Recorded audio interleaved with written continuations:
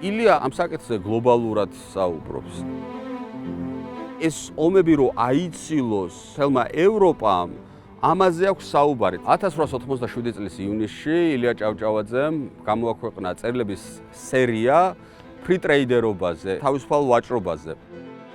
თუ ერთი სახელმწიფო მეორეს უწესებს, როგორც ილია ამბობდა, სატამოჟნო კონტროლს, ანუ საბაჟო კონტროლს, ხელოვნურად ამ ბაჟებს მაღლა აუწევს და იწყება დაპირისპირება რესურსებისთვის და ამის საპირწონედ ილია აღფრთოვანებული არის ბრიტანელთა მიდგომით, რომელიც 1840-იანი წლებიდან დაიწყეს ბრიტანელებმა, რომ თავისუფალმა ვაჭრობამ რამდენიმე 10 წლეულის განმავლობაში მშვიდობა წარმოშვა ევროპაში. ამ დროს ილიას საუნივერსიტეტო განათლება აქვს გამოვლილი, ისე ცნობა ევროპულ ლიტერატურას, იცნობს იმდროინდელ მსოფლიო პოლიტიკას, თავისუფალ ვაჭრობას, პრინციპში იმას, რაც დღეს არის ერთიანი სავაჭრო სივრცე ევროკავშირი, ხო, საზღვრების გარეშე, აი ამ სივრცეს თავისუფალ ვაჭრობას თვლის ომების პრევენციის მექანიზმად.